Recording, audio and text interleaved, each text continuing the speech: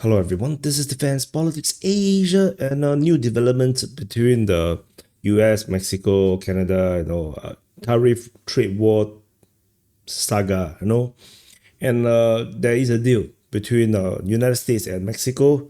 Donald Trump posted this screenshot of his Truth Social post, which he said he just spoke with the president of Mexico, Claudia Sheinbaum, and it was a very friendly conversation where the Mexican president agreed to supply 10,000 Mexican soldiers on the border of Mexico and United States.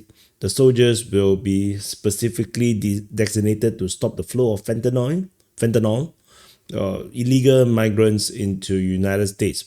So they agree that Trump agreed to immediately pause the tariff that Trump wanted to throw on Mexico for 1 month, which during this 1 month, they're going to have negotiations between the two sides. The negotiation will be led by the Secretary of State, Marco Rubio, the Secretary of Treasury, Scott Bassett, and Secretary of Commerce, Howard Lutnick. So it looks like it's a very trade-centric negotiation. And of course, with the high-level representation of Mexico. So Trump said he looked forward to participating in the negotiation with the president of Mexico as they try to achieve a deal between the two countries. And there is an interesting thing that the deal is actually dog year. So clearly it's not a deal. It's a treaty of capitulation, I guess. So which is why it was a dog year. Yeah. And so this is the Mexican president explaining so her perspective, explaining her call with Trump. So the general point is that Trump will pause tariff, USA help to stop weapon trafficking to Mexico, which is what the Mexican president did mention, which is a problem for Mexico. And so Mexico will help to stop fentanyl and other drug trafficking and deploy National Guards to guard the border. So let's watch what she said. Fue una conversación, pues yo diría larga. Fue más de media hora, ¿no? 3/4 de hora, algo así. Half an hour, 45 minutes talk. Estuvimos hablando de pues, los temas de interés común. Le planteé que pues que habíamos estado trabajando juntos en migración, que había resultados, siempre nosotros con base en la protección y el respeto a los derechos humanos. Y hablamos entonces del interés que tenía él y nosotros también de reducir el tráfico de fentanilo que se da de México a Estados Unidos y de otras drogas, no solamente de fentanilo. Él hizo varias propuestas y finalmente pues llegamos al acuerdo que está en el acuerdo que se puso de poder poner más guardias nacionales en la frontera norte para proteger la frontera y evitar el tráfico de drogas y en particular el tráfico de México. Queríamos que pusiera en pausa las tarifas desde el primer momento, pausa las tarifas desde el primer momento, los aranceles. Entonces, en este caso llegamos a ese acuerdo, pero también le expliqué pues la gravedad de la cantidad de armas de alto poder que entran desde Estados Unidos a México y que estas armas de alto poder que llegan de manera ilegal pues arman a los grupos delictivos y que pues le dan poder de fuego y que nosotros le pedíamos que también ayudara a Estados Unidos a nuestro país para evitar el tráfico. Yeah, I think it's a very fair conversation between the two, because while drugs are flowing into United States, weaponries that can be bought openly in United States is flowing into Mexico. I believe Mexico is not a free, it's not a place where you can freely buy weapons. So that makes perfect sense. I think it's a very fair deal so far. So this is Lips of TikTok talking about generally the translation. So good conversation with Trump with respect to relationship sovereignty. So Mexico immediately sent 10,000 National Guards to stop drug trafficking, and the United States will stop the high power weapons into Mexico. They both work together and are pausing tariff for 1 month.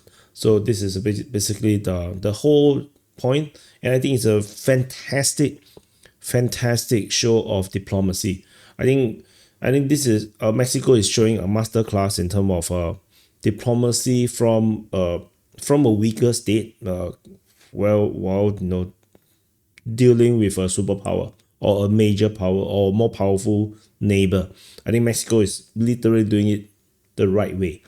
Yes, you can say that you're not going to talk from strength or whatever. You're going to have backbones, but the reality is there's a point of what more powerful state is a more powerful state. They are more powerful for a reason, and when you call them more powerful, clearly they are more powerful.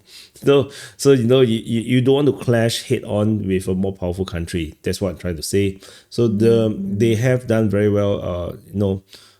This is a fantastic, it's a very, very good negotiation, I would say.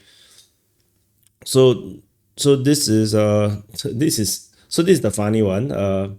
But so in comparison, when you look at Canada's reaction, Canada did not go into urgent negotiations. Instead, they look at United States as an adversary and immediately call for emergency meeting and immediately issued counter tariff. On the other hand, Mexico did not even get a tariff at all. All they needed was to send 10,000 troops, and then they can talk further, and they even get United States to do something to solve their own the problems that they are facing from United States. On the other hand, as per Justin's ego, says that he's the worst thing that ever happened to Canada, which is kind of funny. I never knew that the Justin Trudeau's ego actually have a Twitter account. Which is why during the DPA open mic we have discussed about this, and I did say that Justin Trudeau is putting himself just as totally the same as the situation facing Zelensky, where they are facing down a major power, and the division made was to face them down and go head on towards a direction where he's going to lose eventually. And they just have to show the backbone. They just have to show that they have a sovereign country for the sake of it, and then they're going to, in the long run, lose the war. Be it a military war, which is what Zelensky faced, or a trade war, or economic war, which Justin Trudeau is now handling. And this is pathetic, because we have to understand that the Justin Trudeau talked to Mexican president, and they will talk about the moment there was the announcement of this tariff. Justin Trudeau called the Mexican president. I thought that they're going to have some kind of a tag team against the United States, against Trump. And surprisingly, Trudeau went on to announce the counter tariff. Mexico just talked about they probably going to take some serious action. And the serious action was simply talk to Trump, and then they actually get the deal, which is hilarious. I don't know. So the one thing about DPA, why I'm passionate about DPA and doing DPA, is to highlight diplomacy, to highlight politics, to highlight important thing of voting, choosing the right leaders, because this is a good comparison study of diplomacy. Do you want Claudia Sheinbaum? I don't know how to pronounce her name. I haven't got to figure it out. The Mexican president, or do you want a Canadian president? They're both facing exact similar situations, not entirely the same, because Trump wanted to absorb Canada. But the thing is, it's not very different. They're both getting bullied by a more powerful country. But this is where diplomacy comes in. You don't have to always fight the aggressor head on. Trump is clearly the aggressor right now. He's flexing the US muscle and trying to strong arm everyone into doing what Trump wants.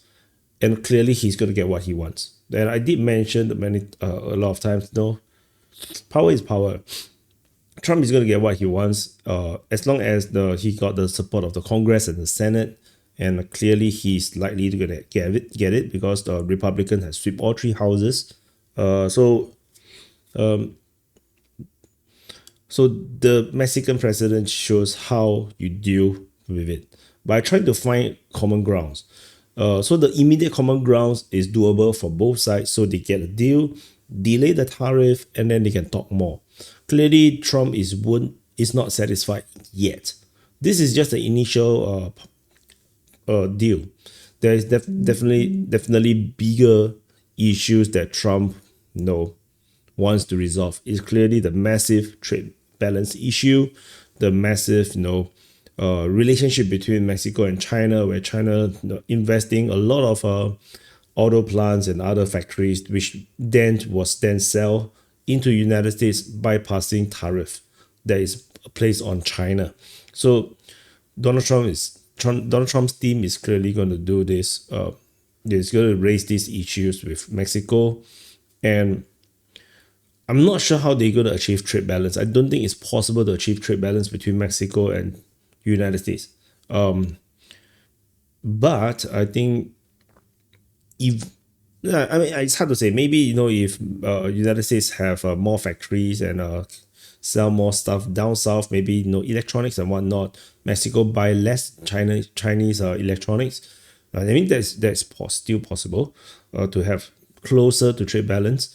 So it really depends on how their deal going to go, how they're going to negotiate, which is probably why, as I mentioned, that they're going to send in the Treasury and the Commerce, the Secretary of Treasury and Treasury of Commerce to make this negotiation. So clearly this is going to be a very trade and economic negotiation.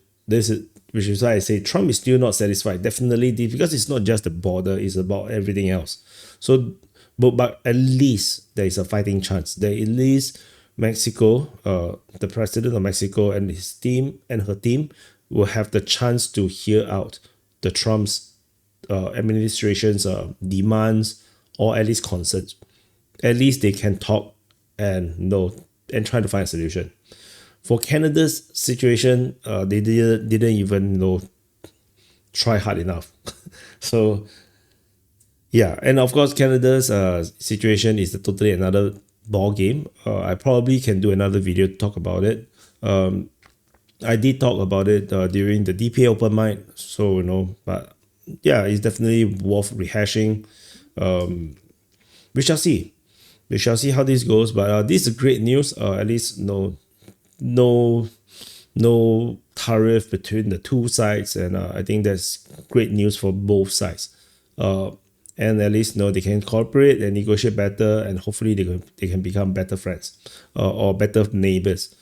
For now, this is a saga that is going to be delayed, and we're going to see how they're going to play out. But it is important to note.